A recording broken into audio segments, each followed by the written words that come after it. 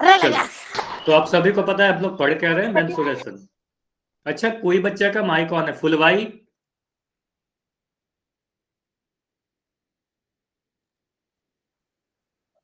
अच्छा, एक सेकंड रुक जाएगी। चलो अब शुरू करते हैं। हाँ, तो आप सभी को पता है मेंसुरेशन पढ़ रहे थे हम लोग, है ना। अगर लास्ट क्लास की बात की जाए तो लास्ट क्लास में क्या पढ़ाया जा रहा था? तो लास्ट क्लास में आपको त्रिभुज के क्षेत्रफल के बारे में पढ़ाया गया, है ना। पूरा जो हमारा क्लास था त्रिभुज के क्षेत्रफल के बारे में सिखाया गया। अब आपको एक फॉर्मूला पढ़ाया गया था, है ना। त्रिभुज के क्षेत्रफल में आपको यह बताया गया कि किसी भी त्रिभुज का जो क्षेत्रफल होता है उसके आधार और उसके ऊंचाई पर डिपेंड करता है ना। उसके आधार और ऊंचाई पर डिपेंड करता है। तो अभी के लिए मैं क्या कर रहा हूं, अगर इस त्रिभुज में इस वाले भुजा को मैं आधार कह रहा हूं, जिसे मैं लाल कलर से बना रहा हूं, है ना। अगर इसका नाम दे देते हैं एबीसी। अगर बीसी हमारा आधार है तो इसका ऊंचाई क्या होगा? आप बोलोगे इसके सामने वाले सिर से बीसी पर एक लंब डालोगे, है ना। चल रही है ना? और ये जो एडी भुजा आपको दिख रही है, सॉरी, एडी लाइन, इसे हम ऊंचाई कहेंगे। इसे ऊंचाई कहेंगे। अब इस त्रिभुज का क्षेत्रफल क्या फॉर्मूला है? इस त्रिभुज के फॉर्मूला क्या है? क्षेत्रफल के फॉर्मूला के लिए आप बोलोगे त्रिभुज का क्षेत्रफल बराबर हाफ गुना आधार गुना ऊंचाई, है ना। यही फॉर्मूला बताया गया था आपको। हाफ गुना आधार गुना ऊंचाई मतलब half into base into height. तो ये जो फॉर्मूला है ये सभी त्रिभुज के लिए सही होगा, है ना। चाहे कैसा भी त्रिभुज है, पहला फॉर्मूला यही बताया गया था आपको।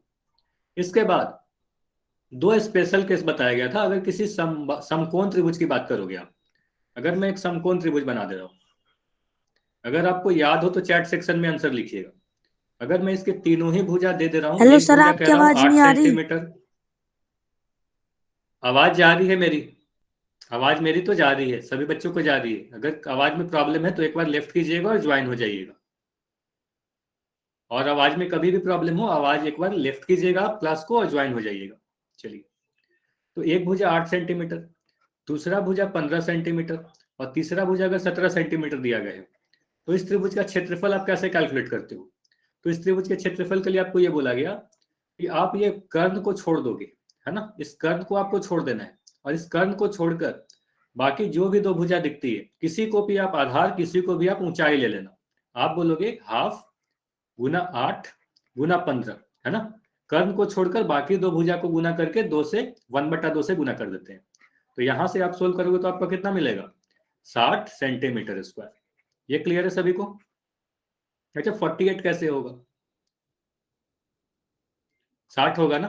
अब समझ में आ रहा है या नहीं आ रहा? हाफ गुना 8 गुना 15 किया, है ना। किसी को देखो, कर्ण को छोड़ देना है। कर्ण को छोड़कर बाकी जो भी दो भुजाएं, इनको गुना करके वो 1/2 से गुना कर दो। ये समझ में आया? यह भी लास्ट क्लास में पढ़ाया गया था। क्लियर है? वाई एन लिख के बताओ। ये क्लियर है ना? चलिए, अब इसके अलावा एक चीज और बताया गया था। ये बताओ कि अगर एक समबाहु त्रिभुज आपको दिया गया हो, अगर मैं कह रहा हूं आपके पास एक समबाहु त्रिभुज है जिसकी भुजाएं ए है, जिसकी तीनों भुजा की लंबाई मैं ए कह रहा हूं, है ना। तीनों भुजा की लंबाई ए है, तो इसका क्षेत्रफल क्या होगा? आप बोलोगे सर इसका क्षेत्रफल के लिए फॉर्मूला है √3/4 गुना ए स्क्वायर, है ना। यही फॉर्मूला बताया गया था आपको। समबाहु त्रिभुज का क्षेत्रफल √3/4 गुना ए स्क्वायर। क्लियर है सभी को?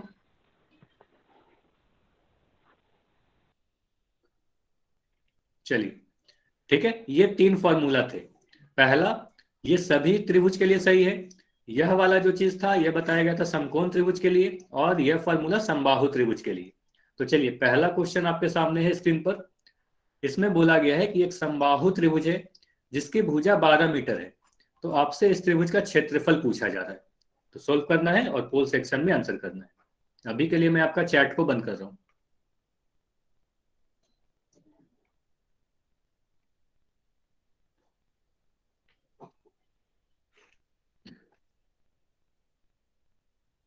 समबाहु त्रिभुज की भुजा 12 मीटर दी गई है और आपसे क्षेत्रफल पूछा जा रहा है।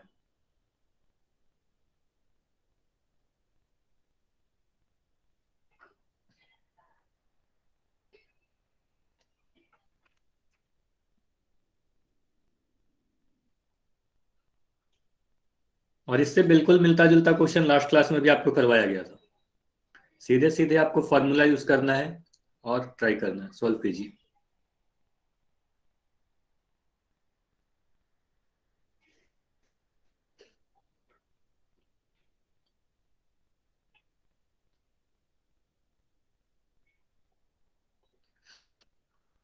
अच्छा, ये क्वेश्चन तो काफी आसान है ना, सीधे सीधे फॉर्मूला पे है, तो सभी के आंसर आने चाहिए। अभी भी काफी कम बच्चों के आंसर है, तो पोल सेक्शन में आंसर जरूर करना है।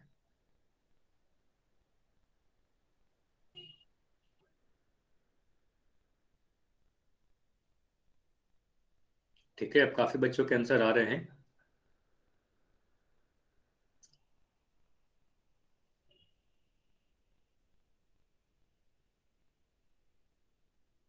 अगर आपको फॉर्मूला याद है तो काफी आसान होगा आपके लिए। 5 सेकंड और रुकेंगे, सॉरी 10 सेकंड और रुकेंगे। ठीक है, 10 सेकंड और है आपके पास। अगर आंसर नहीं किया है तो जल्दी से सोल्व करना है और आंसर करना है।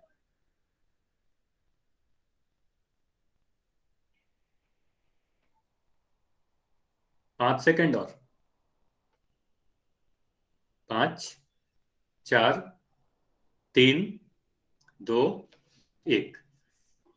अब मैं पोल को एंड कर रहा हूं और देखो अब चैट सेक्शन आपका ओपन है। अब देखो, ध्यान से देखना है। एक समबाहु त्रिभुज दिया गया है ना, एक समबाहु त्रिभुज दिया गया है जिसकी भुजा 12 मीटर है। तो अगर मैं एक समबाहु त्रिभुज बना दूं तो समबाहु त्रिभुज का क्षेत्रफल का क्या फॉर्मूला है? समबाहु त्रिभुज का फॉर्मूला क्षेत्रफल के लिए आपको याद है, √3/4 गुना ए स्क्वायर, है ना। तो यहां पर ए 12 मीटर भुजा का मतलब क्या हुआ, ए का मान दिया गया है 12 मीटर, है ना, ए का मान 12 मीटर दिया गया है। इस फॉर्मूला में पुट कर दोगे √3/4 गुना ए स्क्वायर। तो यहां से आप सोल्व करोगे √3/4, ए का मान कितना है 12, तो 12 का मैं स्क्वायर कर दे रहा हूँ, 12 का वर्ग। यहां से आप सोल्व करोगे तो आपको क्या मिलेगा, √3/4 गुना 12 गुना 12। यहां से आप इसको काटोगे तो ये 3 बार में कटेगा, और इसको सोल्व करने पे आपको मिलेगा 36√3। और यूनिट क्या लिखोगे, आप बोलोगे भुजा सर हमें मीटर में दिया गया है ना, मीटर में दिया गया है, तो क्षेत्रफल हमारा वर्ग मीटर में होगा, मीटर स्क्वायर में होगा। तो आंसर क्या होगा, ऑप्शन सर बी जी आवाज। सही आंसर है। अच्छा, फुलवाई के नाम से जो बच्चे हो, बार बार आपका माइक ऑन हो रहा है, मैं आपको क्लास से अब रिमूव कर रहा हूं।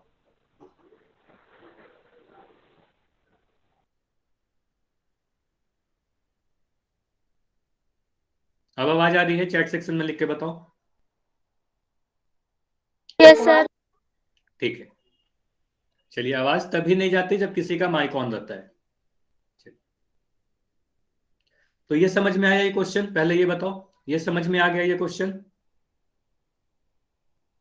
देखो, इसको मैं फिर से समझा दे रहा हूं, ठीक है, इसको मैं फिर से समझा रहा हूं।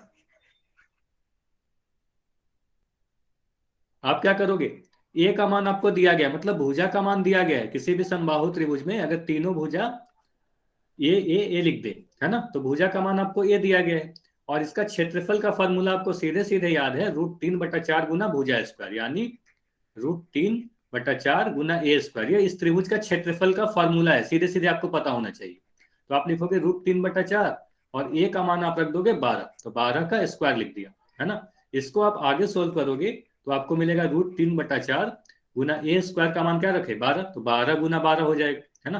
और इसके आगे आप सोल्व करोगे तो 12 को 4 से काटोगे तो 3 बार में कटेगा, और 12 और 3 को गुना करोगे तो कितना मिलेगा, 36 मिलेगा। और ये √3 इसी तरीके से रह गया, तो हम कहेंगे 36√3 मीटर स्क्वायर हमारा सही आंसर है। क्लियर है सभी का? अब समझ में आया ना, कितना समझ में आया? समबाहु त्रिभुज का क्षेत्रफल क्या होगा? चलो, अगर ये समझ में आ गया, हमारा आंसर ऑप्शन सी है। तो आज का पहला टॉपिक देखते हैं, हमें आज क्या पढ़ना है। तो आज का हमारा पहला जो टॉपिक है वो फिर से हम लोग पेरीमीटर और एरिया ही पढ़ने वाले हैं, है ना, परिमाप और क्षेत्रफल की ही बात करेंगे। लेकिन अभी क्या किया, त्रिभुज के परिमाप के बारे में सिखाया गया, फिर त्रिभुज का क्षेत्रफल आपने सीखा। अब आप पैरेललोग्राम यानी समांतर चतुर्भुज का परिमाप के बारे में सीखो, और उसके क्षेत्रफल के बारे में आपको सीखना है कि समांतर चतुर्भुज का परिमाप क्या होता है और समांतर चतुर्भुज का क्षेत्रफल क्या होता है। अच्छा, समांतर चतुर्भुज आप सभी को पढ़ाया गया है ना पहले, जब ज्यामिति पढ़ाई जा रही थी ज्योमेट्री में, तो समांतर चतुर्भुज सभी को पढ़ाया गया है ना। तो आप सभी को पता है पैरेललोग्राम होता क्या है ना। देखो, परिमाप आप जब भी देखोगे, चाहे वो कोई भी आकृति हो, तो उसकी भुजाओं की लंबाई को ही परिमाप कहते हैं, है ना। तो उसकी पूरी सीमा की जो लंबाई होती है उसी तो परिमाप कहेंगे। तो अगर मैं एक समांतर चतुर्भुज बना दूं, तो आप लोग खुद बता सकते हो यहाँ पर इस समांतर चतुर्भुज का परिमाप क्या होगा। इस तरीके का दिखता है हमारा समांतर चतुर्भुज, यानी पैरेललोग्राम। इसके मैं दो भुजाओं को अलग कलर से बना दे रहा हूं। अब इसका क्या मतलब हुआ, आपको ये पता है कि समांतर चतुर्भुज में यानी पैरेललोग्राम में आमने सामने की भुजा बराबर होती है ना। तो अगर मैं एक भुजा को यहां पर, इस वाले भुजा को मैं बी लिख रहा हूं, है ना, इस भुजा को बी लिख रहा हूं, इस भुजा को ए लिख रहा हूं, तो ये मुझे बताओ, अगर मैं इसका नाम दे रहा हूं ए बी सी डी, तो ये आपको पता है ना, ए बी भुजा की लंबाई सी डी भुजा के बराबर होगी। ए बी भुजा और सी डी भुजा बराबर होगी। तो अगर ए बी की लंबाई बी है, तो सी डी की लंबाई भी बी हो जाएगी। अब यहां से आप कह सकते हो, सर अगर सी बी की लंबाई या बी सी की लंबाई ए है, तो हम कह सकते हैं इस वाले भुजा की जो लंबाई होगी इस वाले भुजा के बराबर होगा, यह भी ए के बराबर होगा। इतना क्लियर है सभी को? यहां तक किसी का डाउट है तो बताओ, समझ में आया सभी को? तो समांतर चतुर्भुज में आमने सामने की भुजा की लंबाई बराबर होती है। क्लियर है? तो यहां से आप परिमाप, जिसे मैं पी लिखूंगा, है ना, परिमाप को मैं पी लिखूंगा, तो परिमाप को आप क्या बोलोगे, सभी भुजाओं को आप जोड़ दोगे, यानी A B plus B C plus C D plus A D, है ना, सभी भुजाओं को मैं जोड़ रहा हूं। ए बी का मान कितना लिखोगे, ए बी का मान बोलोगे सर हमारा बी है। बी सी का मान कितना है, बी सी का मान हमारा ए है। सी डी का मान कितना है, सी डी का मान फिर से बी है। और ए डी का मान फिर से ए है। इतना क्लियर है?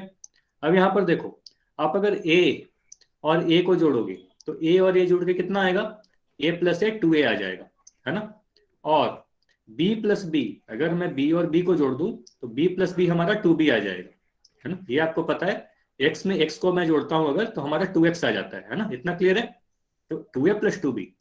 अब दोनों ही में टू है, तो टू को मैं कॉमन ले रहा हूं, यानी ए प्लस बी। इतना क्लियर है?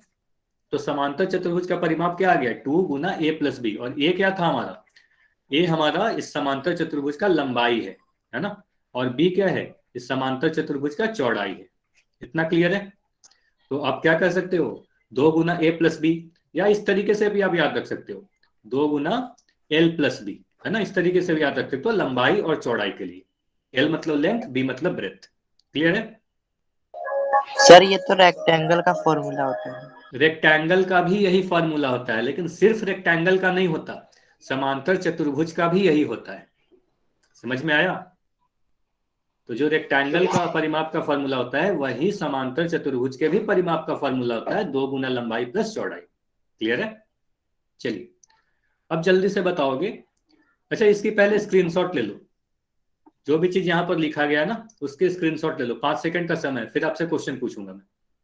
5, 4, 3, 2, 1। ठीक है, स्क्रीनशॉट ले लिया। तो यहां पर इस वाले में क्या बताया गया, परिमाप होता क्या है, दो गुना लंबाई प्लस चौड़ाई, यानी टू इंटू ए प्लस बी। यही फॉर्मूला है। जहां पर ए क्या है, ए हमारा इस त्रिभुज का चौड़ाई हो गया, बी हमारा लंबाई हो गया। चलो, अगर मैं एक समांतर चतुर्भुज बना रहा हूं, जल्दी से इसके परिमाप को बताओगे आप लोग। अगर मैं कह रहा हूं इसकी एक भुजा 8 सेंटीमीटर है, दूसरी भुजा 6 सेंटीमीटर है, तो इसका परिमाप कितना होगा, जल्दी से बताओगे। गलत है गौतम आपका आंसर। 28 लिखना तो गलत हो जाएगा। हाँ, आपका आंसर सही है रोशनी, 28 सेंटीमीटर, है ना। तो आपको मैं कई बार बोल रहा हूं, जब भी परिमाप पूछा जाए आपको इकाई के साथ बताना पड़ेगा। आप अपने एग्जाम में 28 लिख के आ जाना, आपका आंसर गलत हो जाएगा। ठीक है, तो आपको इकाई के साथ बताना पड़ेगा, इसलिए मैं बार बार जोड़ दे रहा हूँ, है ना। तो आप बोलोगे टू गुना लंबाई प्लस चौड़ाई, यानी 6 + 8। यहां से आपको मिलेगा 2 गुना 14, और ये मिल जाएगा आपको 28 सेंटीमीटर। ठीक है, क्लियर है सभी का? समझ में आया समांतर चतुर्भुज का परिमाप क्या होगा? क्लियर है ना? तो लंबाई और चौड़ाई दी जाएगी, तब आप समांतर चतुर्भुज का परिमाप ज्ञात कर सकते हो। ठीक है, चलिए अब क्या करते हैं, ये काफी आसान सा था इसलिए काफी कम समय लिया इस पे, है ना। तो अब आगे बढ़ते हैं क्षेत्रफल पे। तो समांतर चतुर्भुज का क्षेत्रफल क्या होगा। तो इतना तो आपको पता ही है कि कोई भी अगर आकृति बनाएंगे तो उसके द्वारा घेरा गया भाग को ही क्षेत्रफल कहते हैं। तो अगर मैं इस तरीके से एक समांतर चतुर्भुज बना दूं तो ये जितना भी स्थान घेर रही होगी उसे स्थान को इसका क्षेत्रफल कहेंगे, है ना। चलिए, तो इसको एक चीज और बता रहा हूं। लास्ट क्लास में त्रिभुज का क्षेत्रफल पढ़ाया गया ना। तो लास्ट क्लास में त्रिभुज के क्षेत्रफल में आपको बताया गया था त्रिभुज का जो क्षेत्रफल है, त्रिभुज के आधार और ऊंचाई, मतलब बेस और हाइट पे डिपेंड करता है, आधार और ऊंचाई पे निर्भर करता है। तो समांतर चतुर्भुज का भी जो क्षेत्रफल होता है, समांतर चतुर्भुज के आधार और ऊंचाई पर ही डिपेंड करता है, आधार और ऊंचाई पर ही निर्भर करता है। अब हम ये देखते हैं कि आधार और ऊंचाई होता क्या है और किस तरीके से ये इस पर डिपेंड करता है। ठीक है, चलिए, तो उसके लिए मैं एक समांतर चतुर्भुज बना रहा हूं।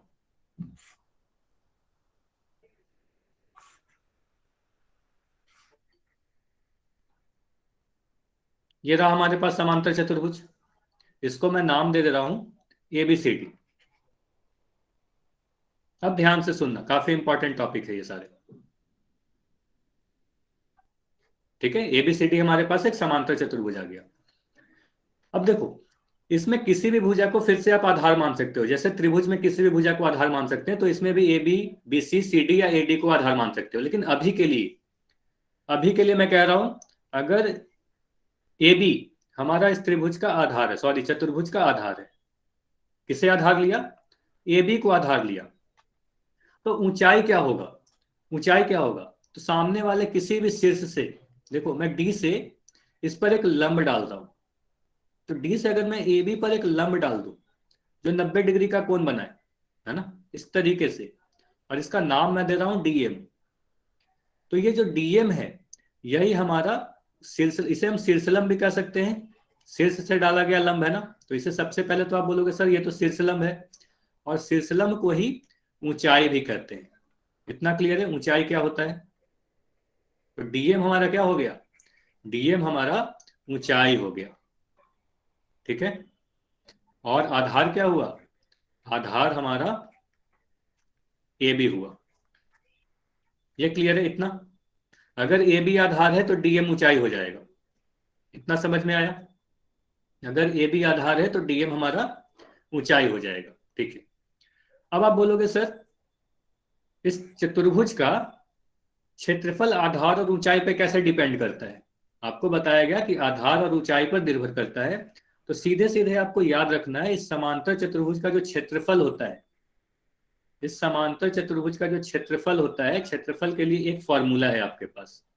क्या फॉर्मूला है, तो त्रिभुज के लिए आपने क्या याद रखा, हाफ गुना आधार गुना ऊंचाई। तो अब कुछ मत करोगे, सिर्फ आप इस हाफ को मिटा दोगे, है ना, इस हाफ को मिटा दोगे। देखो मैं कैसे लिख रहा हूं, क्षेत्रफल के लिए त्रिभुज का आपको याद है 1/2 गुना आधार गुना ऊंचाई, यही याद है ना। अब क्या करोगे, समांतर चतुर्भुज की बात आ गई तो आप ये 1/2 को बस मिटा दोगे, है ना। तो समांतर चतुर्भुज का जो क्षेत्रफल होता है वो आधार गुना ऊंचाई होता है, मतलब बेस गुना हाइट होता है ना। ये समझ में आया। अब फॉर्मूला में आधार और ऊंचाई आ रहा है तो आधार और ऊंचाई पर डिपेंड करेगा। क्लियर है। तो समांतर चतुर्भुज का क्षेत्रफल क्या होगा, बेस इंटू हाइट, आधार गुना ऊंचाई। क्लियर है सभी को।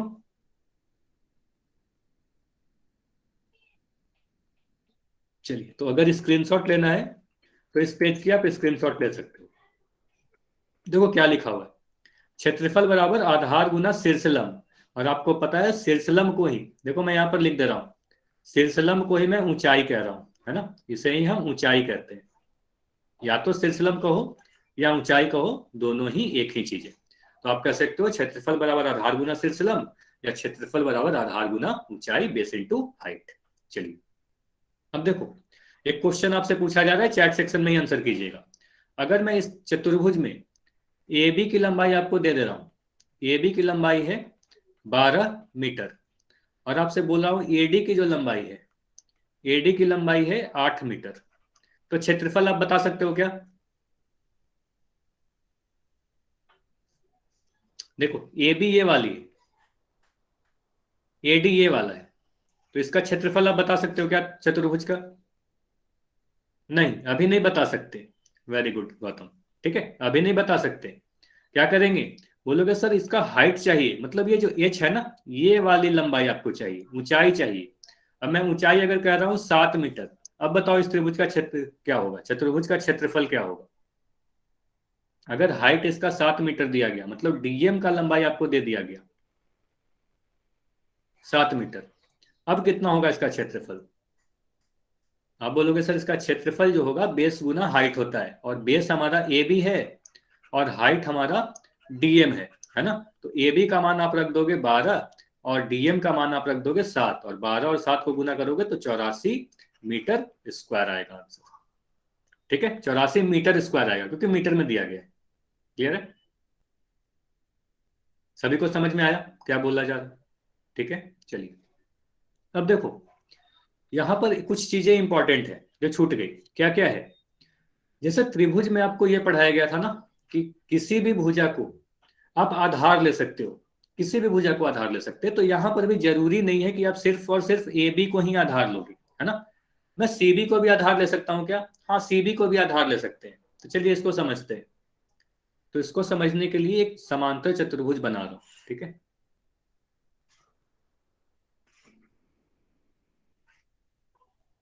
और फिर से बिल्कुल इसी से मिलता जुलता सेम समांतर चतुर्भुज फिर से मैं बना दे रहा हूं। ठीक है, तो आपको दो समांतर चतुर्भुज यहां पर दिख रहे होंगे, और ये दोनों बिल्कुल एक ही हैं।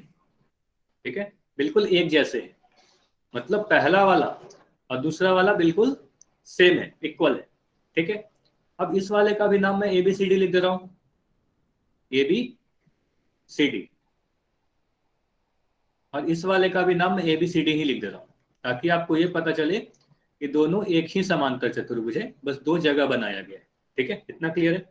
अब देखो, अभी के लिए अगर आप ए बी को आधार लेते हो, है ना, अगर आप ए बी को आधार लेते हो तो ऊंचाई क्या होगा?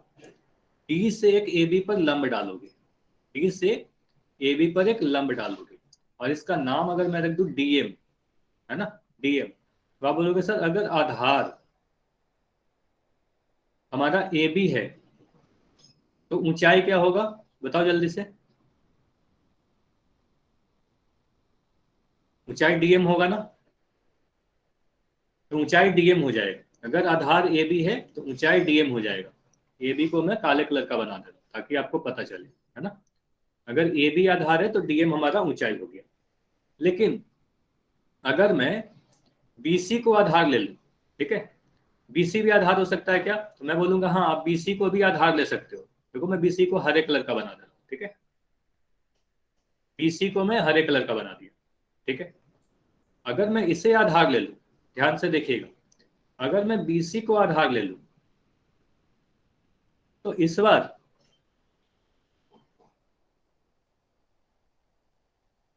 आधार अगर हमारा बीसी है तो इस बार ऊंचाई क्या होगा, यानी हाइट। ठीक है ना, हाइट को मैं एच यानी ऊंचाई को बोलता हूँ। तो हमारा ऊंचाई या हाइट क्या होगा? इस बार भी डीएम होगा क्या? फिर से डीएम होगा? तो नहीं, इस बार डीएम नहीं होगा। अब क्या करोगे? अब आप डी से बीसी पर एक लंब डालोगे। क्या करोगे? डी से बीसी पर एक लंब डालोगे इस तरीके से, है ना? और ये जो आपको मिल रहा है, मान लो इसको मैं नाम दे रहा हूं डीएन। ठीक है, तो इस बार हाइट हमारा डीएन हो जाएगा, ऊंचाई हमारा डीएन हो जाएगा। डीएन, एन लिखा जा रहा है ना? तो ये समझ में आया? तो इस तरीके से हम कह सकते हैं अगर हमारा आधार ए बी है तो ऊंचाई डीएम होगा, आधार बीसी है तो हाइट डीएन होगा। क्लियर है सभी को? तो डिपेंड करेगा कि आप आधार कौन सा ले रहे हो, उसके अनुसार आपको ऊंचाई लेना पड़ेगा, मतलब सामने वाले सिर से एक लंब डालना पड़ेगा। क्लियर है? चलिए अब ध्यान से देखिएगा। अब बोलोगे सर अगर मुझे क्षेत्रफल लिखना रहे इस समांतर चतुर्भुज एबीसीडी का, अगर क्षेत्रफल आप लिखोगे तो एरिया को क्या लिखोगे? ए बराबर, आप बोलोगे एरिया का जो फॉर्मूला आपने बताया आधार गुना ऊंचाई, है ना, यही बताया गया ना, आधार गुना ऊंचाई। तो आधार अगर मैं ए बी को ले रहा हूं तो यहां पर अगर मैं ए बी ले रहा हूं तो ऊंचाई क्या लिखोगे? ऊंचाई आप डीएम लिखोगे। ठीक है, अगर आप आधार बीसी ले रहे हो, देखो आधार में अगर बीसी ले रहा हूं तो ऊंचाई में डीएन लूंगा, है ना, डीएन लूंगा। तो इस तरीके से आप क्षेत्रफल लिख सकते हो, और चाहे आप इससे कैलकुलेट करो, ये इससे जो मान निकालोगे वही मान इस वाले से भी आएगा, क्योंकि दोनों का दोनों क्या है, इसी चतुर्भुज का, इसी समांतर चतुर्भुज का क्षेत्रफल बता रहा है। क्लियर है? ए बी गुना डीएम और बीसी गुना डीएन का मान बराबर होगा। क्लियर है सभी का? इतना समझ में आया कि नहीं आया? अच्छा ये बताओगे, अगर मैं इस तरीके से लिख दूं, इस समांतर चतुर्भुज का जो क्षेत्रफल होगा, इसे मैं अगर इस तरीके से लिखूं तो सही होगा या गलत होगा? अगर मैं एरिया के लिए, हाँ चारों बेस हो सकते हैं। हाँ गौतम, अभी के लिए मैं ए बी और बी सी को दिखा रहा हूं, आप सी डी को भी बेस ले सकते हो, एडी को भी बेस लगते हो, लेकिन आप देख सकते हो ना कि बी सी और एडी तो बराबर है। जो बी सी का मान होगा वही एडी का मान होगा, जो सी डी का मान होगा वही ए बी का भी मान होगा, है ना। तो सी डी और ए बी तो बराबर है, बी सी और एडी तो बराबर है, इसलिए मैं दो भुजा दिखा रहा हूँ बस, ठीक है। अगर मैं इस तरीके से एरिया लिखूं कि ए बी गुना डी एन, तो सही होगा क्या? ये सही है या गलत है? अगर सही है तो वाई लिखिए, गलत है तो एन लिखिए। क्षेत्रफल की बात की जाती है, समांतर चतुर्भुज का क्षेत्रफल ए बी गुना डी एन लिख सकते हैं? तो नहीं, नहीं लिख सकते। क्यों नहीं लिख सकते? बोलोगे सर यहां पर आपने आधार लिखा ए बी, ऊंचाई देखो आप डीएन लिख दिए, जबकि ए बी आधार के लिए ऊंचाई तो हमारा डीएन था ना। तो ए बी आधार के लिए ऊंचाई डीएम है, डीएन नहीं है, तो यह लिखना गलत हो जाएगा। ठीक है, इस तरीके से हम नहीं लिख सकते। क्लियर है सभी को? तो इस तरीके से नहीं लिख सकते, ठीक है। तो जो आधार दिया रहेगा उसी का ऊंचाई आपको लेना पड़ेगा। चलिए, अब देखो ये तो समझ में आ गया। अब देखो एक बार मैं समराइज कर रहा हूं। तो ये तो हमें समझ में आ गया, इसकी किसी भी समांतर चतुर्भुज में हम किसी भी भुजा को आधार ले सकते हैं, लेकिन जो भी आधार लेंगे उसी के सामने वाले सिर से लंब डाल के उसका ऊंचाई लेना पड़ेगा, है ना। यही बताया गया ना, आधार तो किसी को भी ले सकते हो, लेकिन उसी के अनुसार आपको ऊंचाई लेना पड़ेगा। ठीक है, तो ऐसा क्वेश्चन भी आपके सामने आ सकता है कि ए बी गुना डीएम का मान, बताओ ए बी गुना डीएम का मान बीसी गुना डीएन का मान के बराबर होगा या नहीं होगा? यस या नो? अगर मैं यहां से इसका मान निकाल के बोलूं कि इसका मान 100 मीटर स्क्वायर के बराबर है, तो इसका मान कितने के बराबर होगा? इसका भी मान 100 मीटर स्क्वायर के ही बराबर होगा, क्योंकि ये दोनों एक ही चतुर्भुज को दिखा रहे हैं, दोनों का क्षेत्रफल सेम ही होगा। ठीक है, चलिए एक चीज और समझते हैं। देखो ऊंचाई को आप एक तरीके से और समझ सकते हो। एक चीज और ध्यान देना है आपको, अगर मैं एक समांतर चतुर्भुज बनाऊं तो इसके ऊंचाई को आप एक तरीके से और समझ सकते हो कि ऊंचाई होता क्या है। देखो इसमें कौन सी दो भुजा आपको समांतर दिख रही है? अभी के लिए मैं कह रहा हूं ये दोनों समांतर है ना, होने के लिए तो ये दोनों भी समांतर है, आमने सामने की भुजाएं समांतर होती है।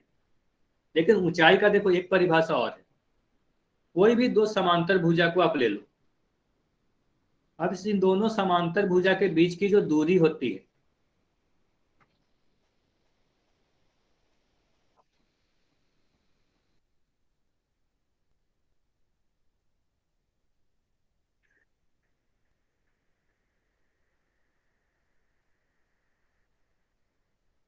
ठीक है। अब देखो ये समांतर चतुर्भुज दिख रहा है।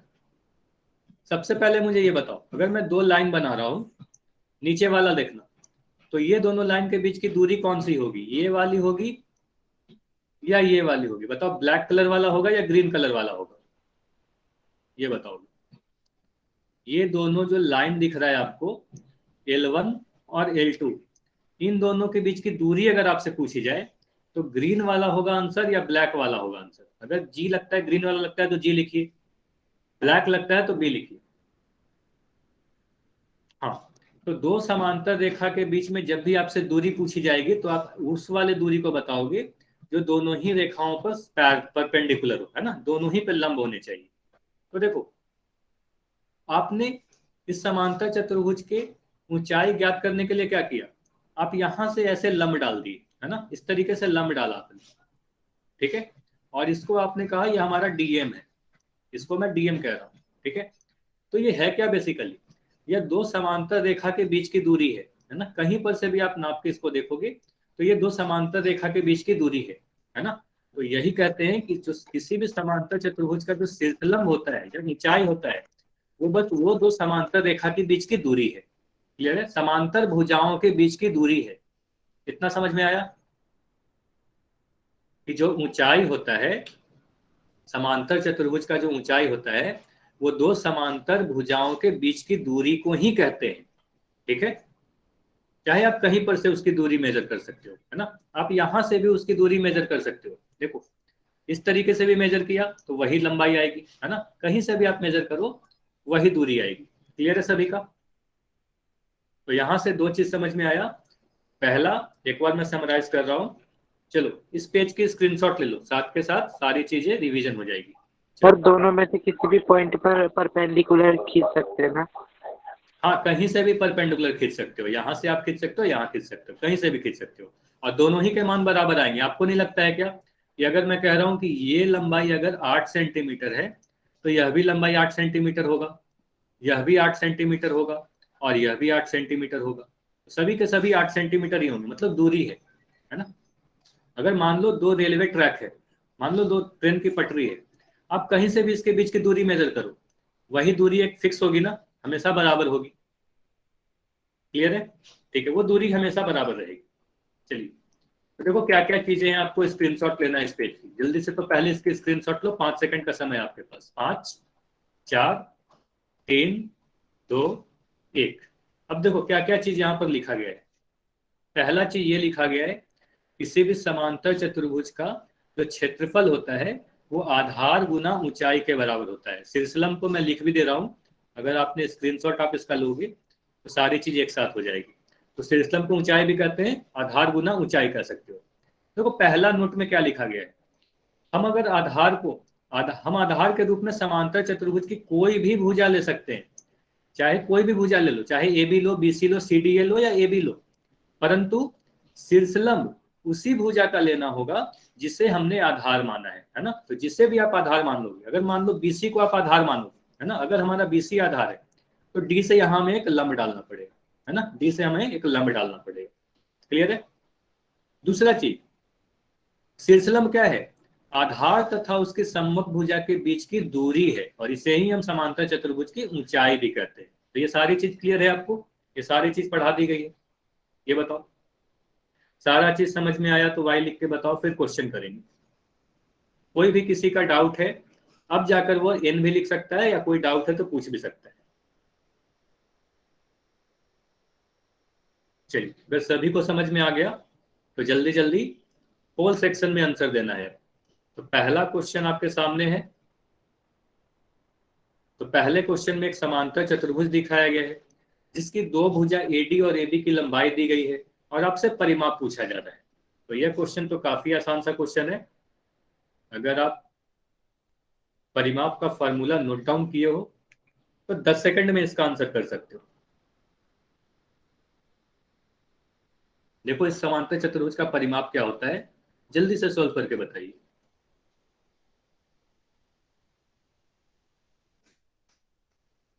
ए बी और एडी दी गई है।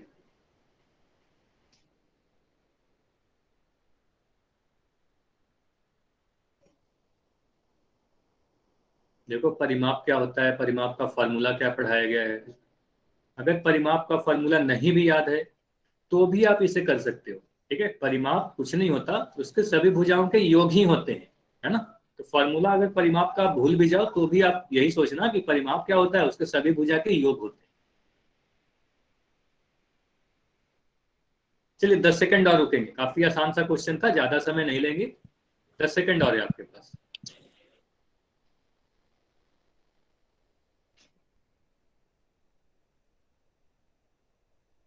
5 सेकंड और। ठीक है, 5 सेकंड और रुकेंगे। 5। 10 सेंटीमीटर। अच्छा, माइक नहीं ऑन करना है, चैट सेक्शन में लिखिएगा। अगर पोल में आंसर दीजिए, पोल नहीं आता तो चैट में लिखिएगा। अभी चैट बंद है, चैट को मैं ऑन कर दे रहा हूँ। ठीक है, चलिए अब मैं पोल को एंड कर दे रहा हूँ। अब देखो आपका चैट ओपन है, अब आप चैट सेक्शन में लिख सकते हो। देखो, अब देखो सीधे सीधे अगर फॉर्मूला आपको याद है तो आप कह सकते हो सर, किसी भी समांतर चतुर्भुज का जो परिमाप होता है, यानी पी जो होता है, पी ही लिखते हैं ना परिमाप को, है ना, परिमाप पी, इसे मैं कहता हूं 2 गुना लंबाई, लंबाई को एल भी लिख सकते हो और चौड़ाई यानी बी, है ना, ए प्लस बी लिख सकते हो या एल प्लस बी लिख सकते हो, है ना। अब बोलोगे लंबाई कितनी है, तो आप बोलोगे लंबाई इसका 9 सेंटीमीटर है, चौड़ाई कितना है 7 सेंटीमीटर है, तो यहां से आप मान रख दो, आप बोलोगे लंबाई इसका 9 सेंटीमीटर दिया गया है, चौड़ाई 7 सेंटीमीटर दिया गया है। अब इसको आप आगे सोल्व करोगे तो 9 और 7 को जोड़ने पे कितना मिलेगा, 16 मिलेगा, और इसको आगे बढ़ोगे तो आपका आंसर आ जाएगा 32, है ना। इकाई क्या डालोगे, बोलोगे सभी भुजा अगर सेंटीमीटर में दी गई है तो इकाई भी हमारा सेंटीमीटर में होगा, तो आंसर क्या होगा, ऑप्शन ए इस क्वेश्चन का सही आंसर होगा। क्लियर है, सभी को क्लियर है कि 32 सेंटीमीटर कैसे आया आंसर।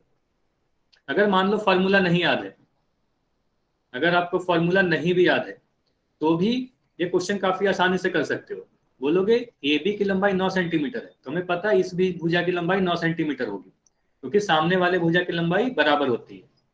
यह 7 सेंटीमीटर है तो यह भी 7 सेंटीमीटर होगा।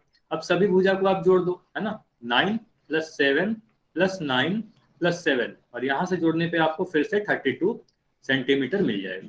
क्लियर है सभी को, इतना समझ में आया। तो फॉर्मूला याद है तो बना ही सकते हो, नहीं भी याद है तो भी आप कर सकते हो। चलिए तो अगला क्वेश्चन करते हैं। अगले क्वेश्चन में देखो क्या बोला गया है, एक समांतर चतुर्भुज PQRS का परिमाप दे गया है, दिया है कि इसका परिमाप 48 सेंटीमीटर है, सिर्फ एक भुजा PQ दी गई है 8 सेंटीमीटर, तो आपसे बाकी सभी भुजा की लंबाई पूछी जा रही है। चलिए तो आपसे बाकी सभी भुजा की लंबाई पूछी जा रही है। अभी चैट सेक्शन को मैं बंद कर रहा हूं, पोल में जाकर आंसर करिए, तो आंसर पोल सेक्शन में करना है।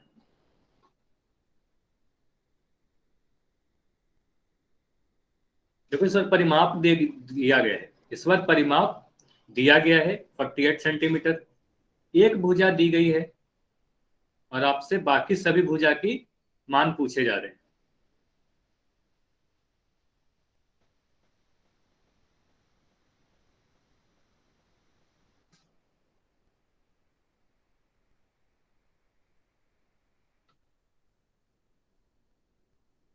चलो इसको सोल्व करो, तब तक इसमें आपके पास समय है, आराम से सोल्व करना है।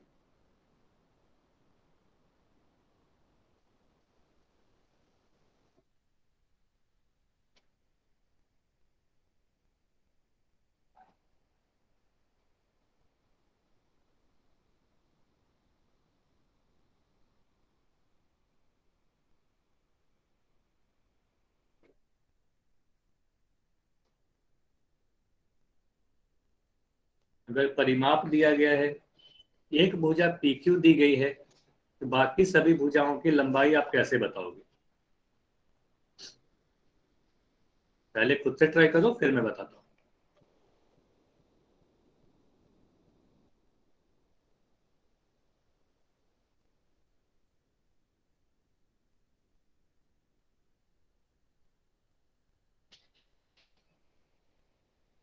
अभी भी काफी कम बच्चों के आंसर आए, अब तक तो हो जाना चाहिए।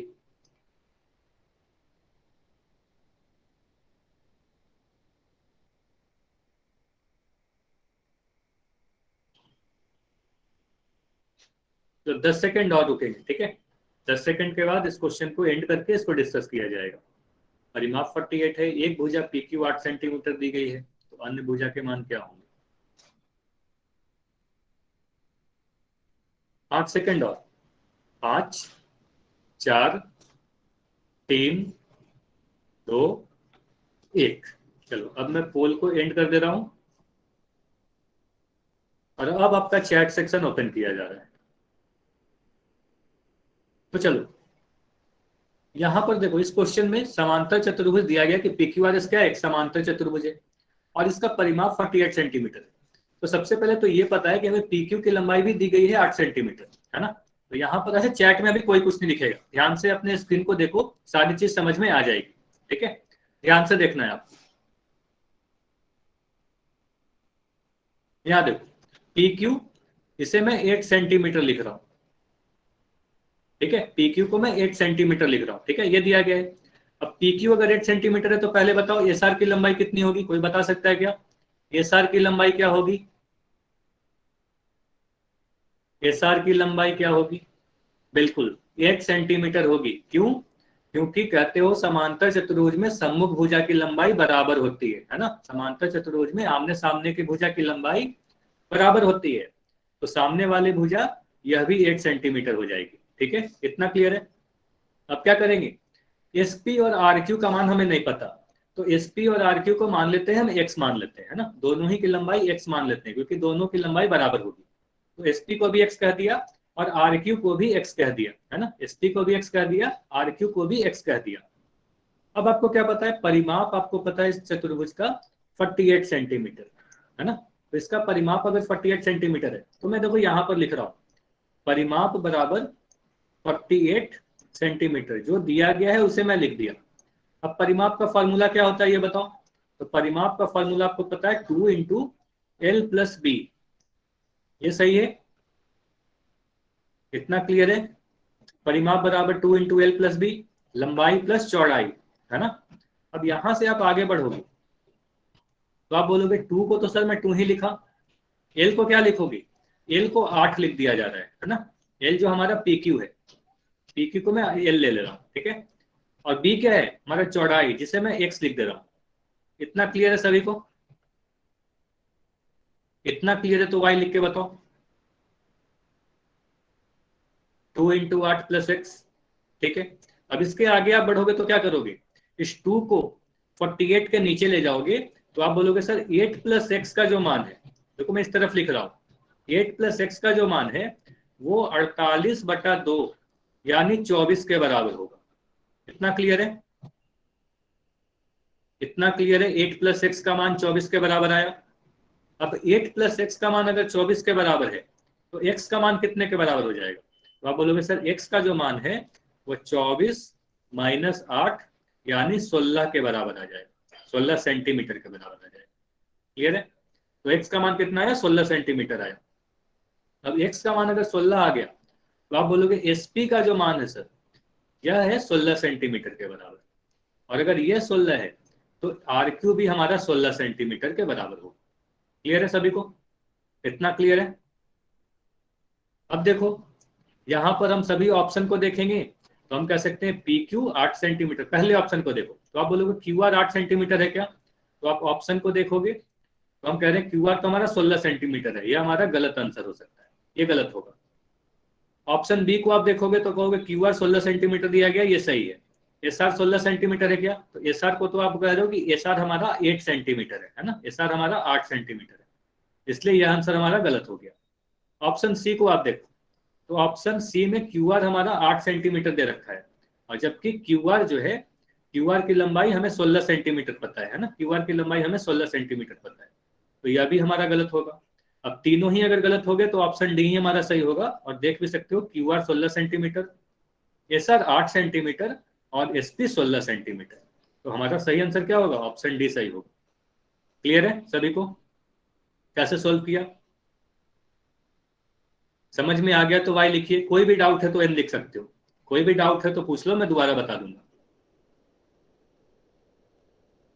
सभी को समझ में आ गया ना, तो यहां से कह सकते हैं चलिए ठीक है, कोई डाउट नहीं है तो आगे बढ़ते हैं। चलिए, तो ये ऑप्शन डी हमारा इस क्वेश्चन का सही आंसर है। अच्छा रचना, कोई डाउट है क्या आपका? सर मुझे समझ में नहीं आया ये वाला। ठीक है, अगर नहीं समझ में आया फिर से रिपीट करते हैं, देखो ठीक, ओके सर। कोई बात नहीं, ठीक है, अभी माइक बंद रखना, ध्यान से सुनना है। देखो परिमाप दिया गया है ना 48 सेंटीमीटर, तो जो दिया गया है उसे लिख दो, परिमाप बराबर 48 सेंटीमीटर। अच्छा माइक बंद रखना है, किसी का माइक ऑन है? रोहित, रोहित आप अपना माइक बंद करो। चलिए ठीक है, देखो परिमाप 48 सेंटीमीटर लिख दिया। अब पी क्यू का मान दिख रहा है ना 8 सेंटीमीटर, ये तो सीधे सीधे दिया गया है, तो यहाँ पर मैं 8 सेंटीमीटर लिख दे रहा हूँ। अब बताओ पी क्यू अगर 8 सेंटीमीटर है तो एस आर भी 8 सेंटीमीटर होगा। इतना समझ में आया कि नहीं आया, भले ये बताओ, चैट सेक्शन में जल्दी जल्दी लिख के बताओ। रचना आप ही का डाउट है, आप ही बताओगे। क्लियर है? पी क्यू 8 सेंटीमीटर है तो एस आर भी 8 सेंटीमीटर होगा। अब एस पी और आर क्यू को देखो, एस पी और आर क्यू का अगर आप देखोगे तो ये दोनों आपस में बराबर होंगे ना। अब इन दोनों को मैं x ले रहा हूं, ठीक है, इन दोनों ही को मैं x ले रहा हूं, इसे भी x ले लिया, इसे भी x ले लिया। अब क्या करोगे, परिमाप का फॉर्मूला आप लिखोगे। फॉर्मूला क्या होता है, 2 इंटू एल प्लस बी। ये सीधे सीधे आपको फॉर्मूला बताया गया था, ठीक है। परिमाप बराबर 2 इंटू लंबाई प्लस चौड़ाई, ऐसे भी लिख सकते हो, लंबाई प्लस चौड़ाई। अब 2 लिख दिया।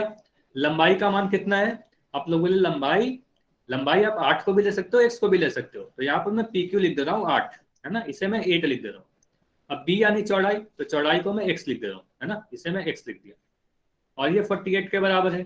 अब इसके आगे आप सोल्व करते जाओ, आपको मिल जाएगा आंसर। 8 प्लस एक्स कितने के बराबर हो जाएगा, 48/2, और 48 को 2 से तो आप डिवाइड करोगे तो आपको क्या मिलेगा, 24 मिलेगा, मिलेगा ना। 8 प्लस एक्स बराबर 24, इतना क्लियर है। यहां से x का मान क्या आएगा, 24 माइनस 8 यानी 16, तो x का मान 16 सेंटीमीटर आ गया। तो यहां से आप बोलोगे सर ये जो SP है ये हमारा 16 सेंटीमीटर आ गया, और यह भी हमारा 16 सेंटीमीटर आ गया। तो इतना क्लियर है, चारों भुजाओं कैसे कैसे निकाला गया। तो हम कह सकते हैं PQ हमारा 8 सेंटीमीटर है, SR हमारा 8 सेंटीमीटर है, और PS और RQ 16-16 सेंटीमीटर के बराबर है। इतना क्लियर है, अब समझ में आया। चैट सेक्शन में बताइए, ठीक है। अगर ये समझ में आया तो आप सभी ऑप्शन को देखोगे तो आपको पता चल जाएगा कि हमारा ऑप्शन डी इस क्वेश्चन का सही आंसर है। QR 16 सेंटीमीटर, SR 8 सेंटीमीटर और SP 16 सेंटीमीटर, ठीक है। चलिए अब देखिए, अगले क्वेश्चन में आपको एक समांतर चतुर्भुज का क्षेत्रफल पूछा जा रहा है। इस बार परिमाप नहीं पूछा जा रहा है, क्षेत्रफल पूछा जा रहा है, और चित्र में आपको देखना है कि क्या क्या दिया गया है, ठीक है। आपको खुद डिसाइड करना है कि कौन सा बेस है, कौन सा हाइट है, कौन सा आधार है, कौन सा ऊंचाई है। आप इमेज को देखो और खुद डिसाइड करके आंसर करो। आंसर पोल सेक्शन में करो।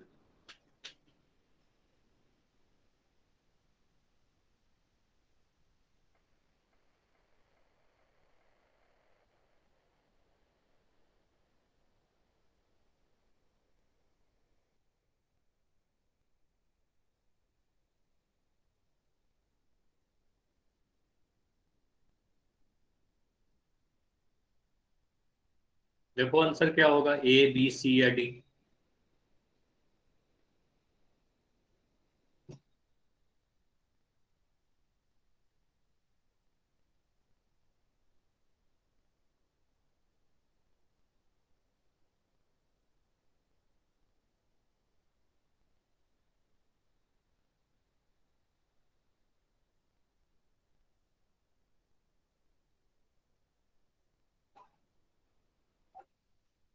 इस क्वेश्चन में आधार, लंब, ऊंचाई कुछ भी नहीं लिखा गया, बस एक इमेज बनाया गया, चित्र दे दिया गया। आपको चित्र देख के ही ये समझना होगा कि कौन सा हमारा आधार होगा, कौन सा हमारा ऊंचाई होगा।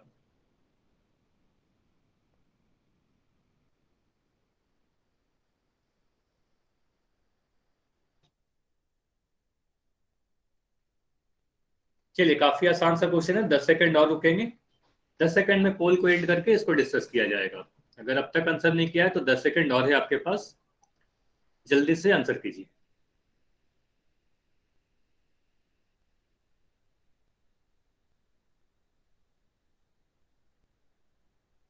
5 सेकंड और, ठीक है, आखिरी 5 सेकंड और है। 5, 4, 3, 2, 1। चलिए अब मैं पोल को एंड कर दे रहा हूं, और चैट सेक्शन आपका ओपन है। अब देखो, बस एक इमेज बनाया गया। अब कह सकते हो, अगर सबसे पहले ये बताओ, अगर मैं CD आपको दिया गया है 9 सेंटीमीटर, CD आपको दिया गया 9 सेंटीमीटर, तो AB की लंबाई क्या होगी, AB की लंबाई क्या होगी, AB की लंबाई क्या होगी। तो AB की लंबाई आप बोलोगे 9 सेंटीमीटर होगी सर, क्योंकि समांतर चतुर्भुज में सम्मुख भुजा यानी आमने सामने की भुजा बराबर होती है, कई बार आपको बताया जा चुका है। अब इस त्रिभुज की अगर क्षेत्रफल की बात की जाए, तो क्षेत्रफल यानी एरिया के लिए आप क्या फॉर्मूला यूज करते हो, आधार गुना ऊंचाई, है ना, आधार गुना ऊंचाई, ठीक है, यानी बेस इंटू हाइट। बेस कौन सा हो जाएगा, अगर मैं AB को बेस लू, अब लिख के बताओ, अगर मैं AB को बेस ले रहा हूं तो ऊंचाई किसे लेंगे, ऊंचाई में किसे दूंगा, ए बी अगर हमारा आधार है तो ऊंचाई हमारा डीए होगा या डीएन होगा, डीएम होगा, ये बताओगे डीए होगा या डीएम होगा। हाँ, तो इस बार ऊंचाई हमारा 6 नहीं होगा, 6 सेंटीमीटर, तो ये तो भुजा है। डीए क्या है, डीए हमारी एक भुजा है, तो डीएम लेना पड़ेगा, है ना। तो सामने से डाला गया शीर्ष लंब, है ना, जो शीर्ष लंब होता है, तो ये 8 सेंटीमीटर है, तो यहाँ पर मैं डीएम लिखूंगा, है ना, डीएम लिखेंगे। अब इन दोनों को गुना करके देखो, तो ये आपको मिलेगा 9 सेंटीमीटर गुना 8 सेंटीमीटर, और यहां से आपका मिल जाएगा 72, और सेंटीमीटर से सेंटीमीटर गुना होता है, इसलिए क्षेत्रफल का इकाई सेंटीमीटर वर्ग होगा। अब ऑप्शन को देखोगे तो आपको मिलेगा पहले ऑप्शन में भी 72, दूसरे में भी 72, आंसर कौन सा सही होगा। आप कहोगे सर ऑप्शन सी हमारा सही होगा, क्योंकि यहाँ पर सेंटीमीटर लिखा गया है जो गलत इकाई है ना, तो सेंटीमीटर स्क्वायर लिखना सही होगा। क्लियर है सभी का, इतना समझ में आया, सेंटीमीटर स्क्वायर होगा, तो इस चतुर्भुज का क्षेत्रफल 72 सेंटीमीटर वर्ग होगा। आधार गुना ऊंचाई कर दिया, है ना, तो आपको अगर आधार पता है ऊंचाई पता है तो आंसर कर सकते हो। चलिए अब देखो क्वेश्चन दो तरीके से आते हैं। अभी क्या हुआ, इस त्रिभुज में आधार दे दिया गया, ऊंचाई दे दिया गया, अच्छा कोई बात नहीं, ठीक है, आधार दे दिया गया, ऊंचाई दे दिया गया, और आपसे क्षेत्रफल पूछी गई है। कई बार ऐसा भी होगा कि आपसे क्षेत्रफल दे दी जाएगी, आपको क्षेत्रफल दे दिया जाएगा, आधार दे दिया जाएगा, और आपसे ऊंचाई पूछा जाएगा। तो चलिए इस क्वेश्चन को ट्राई करना है आपको। एक समांतर चतुर्भुज का क्षेत्रफल दिया गया है, आधार दिया गया है, तो ऊंचाई क्या होगा।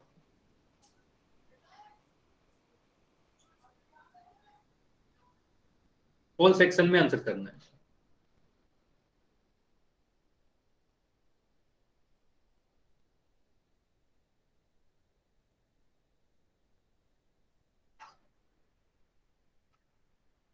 अगर आधार दे दिया गया, क्षेत्रफल दे दिया गया, तो ऊंचाई क्या होगा।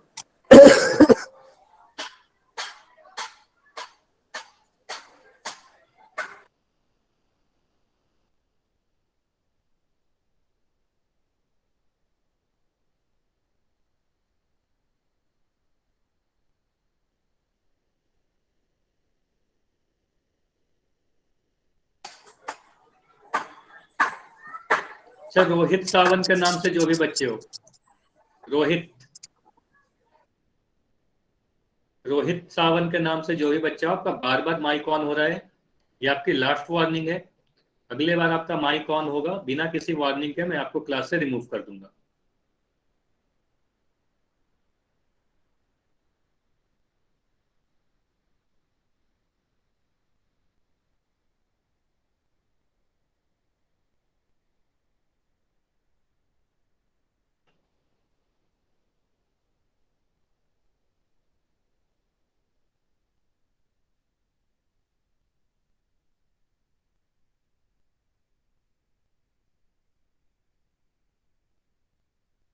चलिए तो अब मैं पोल को एंड कर रहा हूं, 5 सेकंड और रुकते हैं, 5 सेकंड और है, 5 4 3 2 1। अब देखो पोल को मैं एंड कर दे रहा हूं, और आपका चैट सेक्शन ओपन है। अब देखो इस चतुर्भुज में क्षेत्रफल इसका दिया गया है 28 सेंटीमीटर स्क्वायर, आधार दिया गया है, ऊंचाई आपसे पूछी जा रही है, तो आप क्या बोलोगे। आप बोलोगे सर जो क्षेत्रफल दिया गया है क्षेत्रफल को आप लिख दो, जो दिया गया है क्वेश्चन पेपर में उसे लिख दो, एरिया या क्षेत्रफल जो भी आपको लिखना है। मान लो एरिया आपने लिखे ए बराबर 28, है ना, 28 सेंटीमीटर वर्ग, या आप अगर क्षेत्रफल लिखते हो तो इस तरीके से लिख देना, क्षेत्रफल बराबर 28 सेंटीमीटर वर्ग, है ना, ये दिया गया है।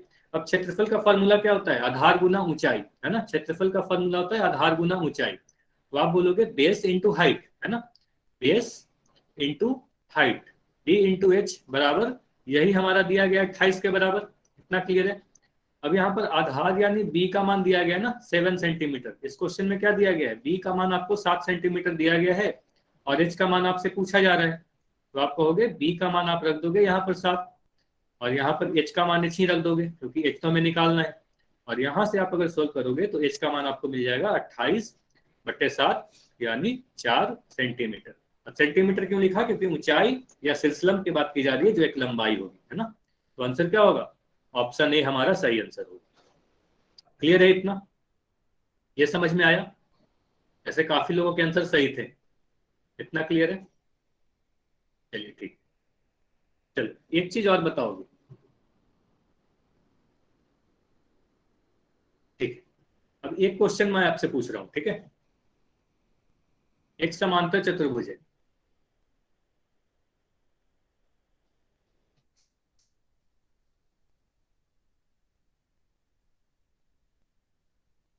इसका आधार मैं आपको दे रहा हूं कि ये जो आधार है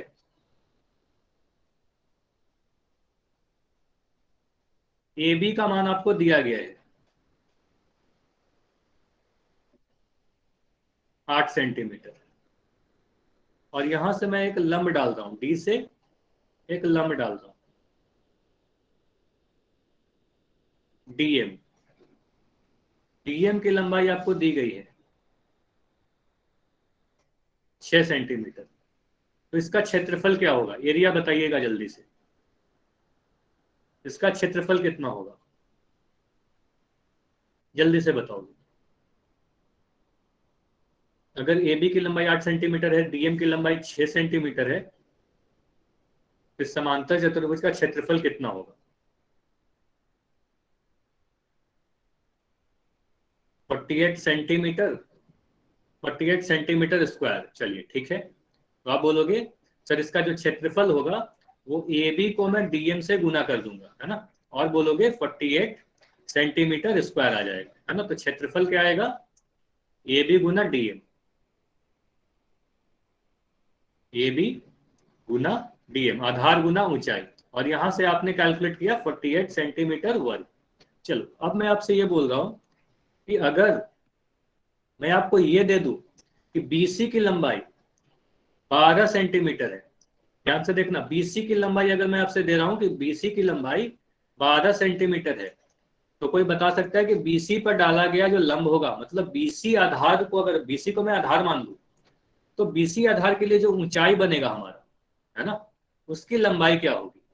मतलब अगर मैं डीएन की लंबाई आपसे पूछूं, डीएन की लंबाई कोई बता सकता है क्या? डीएन की लंबाई क्या होगी?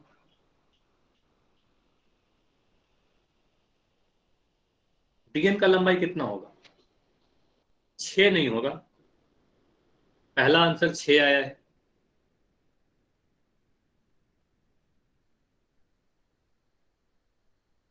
अब देखो मैं समझा दे रहा हूं, देखो, हाँ 4 होगा। किनका आंसर है? रचना। ठीक है, वेरी गुड, 4 आंसर होगा। अब देखो कैसे आप करोगे। आपको ये पता ना कि इस चतुर्भुज का क्षेत्रफल जो है 48 सेंटीमीटर वर्ग है, ये तो यहाँ पर हमने निकाल लिया। अब इस चतुर्भुज का क्षेत्रफल के लिए हम ऐसा लिख सकते हैं कि नहीं, आधार गुना ऊंचाई, है ना, आधार गुना ऊंचाई। और अगर मैं बीसी को आधार लूं तो हमारा डीएन ऊंचाई हो जाएगा, है ना, बीसी गुना डीएन भी चतुर्भुज का क्षेत्रफल होगा। तो अगर मैं बीसी गुना डीएन लिखूं तो ये चतुर्भुज का क्षेत्रफल होगा, और ये क्षेत्रफल 48 के बराबर हमने पहले ही ज्ञात कर लिया है। अब यहाँ पर आप बीसी का मान रख दो 12 गुना डीएन, तो यहाँ से आप अगर सोल्व करोगे तो यहाँ से आपको क्या मिलेगा? डीएन का मान मिल जाएगा, सॉरी डीएन का मान मिल जाएगा 48/12, है ना। तो यहाँ से आ जाएगा 4 सेंटीमीटर। क्लियर है सभी का? कि ऐसा क्वेश्चन भी आपके एग्जाम में पूछा जा सकता है, एक आधार देके ऊंचाई देके दूसरे आधार पर उसकी ऊंचाई पूछी जा सकती है। क्लियर है सभी का? चलिए ये सारी चीज समझ में आ गई है, तो अभी होमवर्क नोट करना है आप।